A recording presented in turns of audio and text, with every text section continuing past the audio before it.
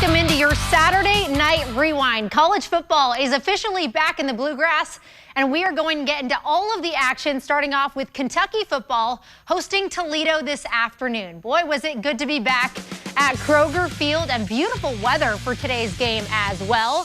Rockets quarterback Tucker Gleason with the ball in the first, but Kentucky's defense came ready to play. J.Q. Hardaway with the interception. Kentucky's offense pushes the ball just inches short of the goal line, where quarterback Zach Calzada would see his first touchdown as a Wildcat with his quarterback sneak. Cats lead 7-0. Another big moment for the Cats defense here. Toledo going for it on 4th and 2, but not today. Alex Safari Jr. and J.Q. Hardaway bring him to the turf, and it's a turnover on downs. So the Cats with the ball now, but Zach Calzada doesn't hand it off, and he is brought down behind the goal line for a safety. Kentucky leads 7-2. Wasn't until the fourth quarter when the Cats offense really came alive as Seth McGowan swings around and into the end zone here for the score. Kentucky now up 17-2, but the Rockets keeping this game within its spread. Gleason steps back here and will go on his own for the touchdown. However, Kentucky responded in just the next drive. Dante Dowdle here takes off down the right side for a 79-yard run all the way to the end zone. Toledo adds one more touchdown in the final 2 minutes, but it isn't enough. The Cats win their season opener 24-16. Dowdle and McGowan combined for 207 of the team's 220 yards on the ground today. Here's head coach Mark Stoops on the running backs' performance. They're good players. I'm glad you saw that today. I'm glad we, had an opportunity to get them in the open field. Dante, that was an impressive run after the long drive that Toledo had to cut it.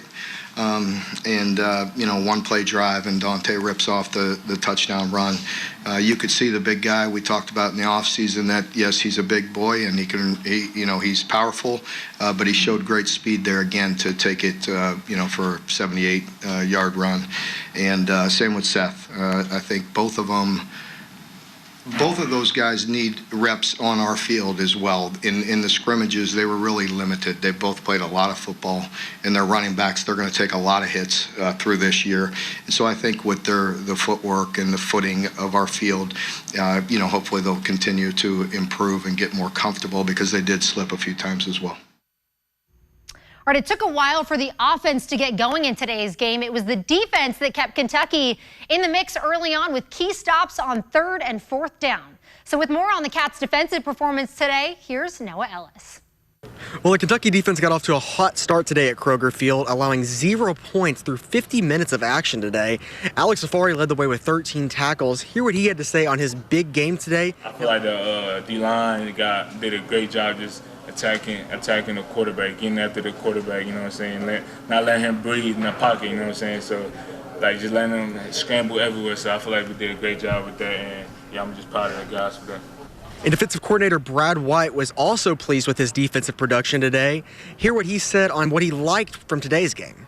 There were some good things and some bad things. Obviously, everybody, the sacks. I think people think about the sacks, but I think about, like Sam Green, there were 2 plays. The second play of the game when he pushes the tackle into the quarterback, and it kind of throws him off, and he throws a bad ball, and J.Q. gets the interception. And then on a 3rd down, he's able to get the armpit of the quarterback. So that won't go down as a sack, but just as good, it turns into a 3rd down stop. So I thought the guys did a nice job, with the pocket. We knew what kind of quarterback Gleason was going to be, and he was able to buy some time and throw down the field a little bit. But overall, I think we did a decent job of affecting him, not throwing super clean balls. Well, the Cats will kick off SEC play next Saturday at Kroger Field at 3:30 on ABC, when they will play the Ole Miss Rebels. For ABC 36 Sports, from Kroger Field, I'm Noah Ellis. All right, thanks, Noah. Definitely looking forward to SEC play. Now let's take a look at some other college football from around the state today. The Eastern Kentucky Colonels visiting the Louisville Cardinals today. Louisville put up 21 points in the first half as Isaac Brown finds the gap and takes off to the pay dirt. Cardinals were up 41-0 until late in the second quarter. Former Wildcat Vito Tisdale picks off a deflected pass, takes it back the other direction for a pick six, and the Colonels' first points of the season.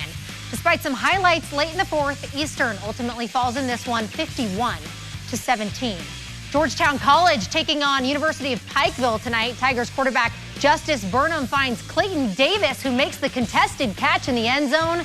Davis had 174 receiving yards today. The Bears now in the red zone, and Amon Williams muscles through to get Pikeville on the board. But Georgetown would be too much today as Guy Bailey shifts his way into the end zone. Georgetown keeps the Bears scoreless in the second half, goes on to win this one 34-17.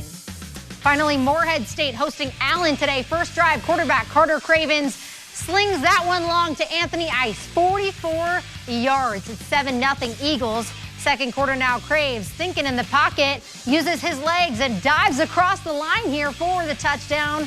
Eagles up 24-14 at the break. In the second half, MSU puts it away on the kickoff return. Sydney Webb finds a seam, navigates through traffic, goes 83 yards for the score.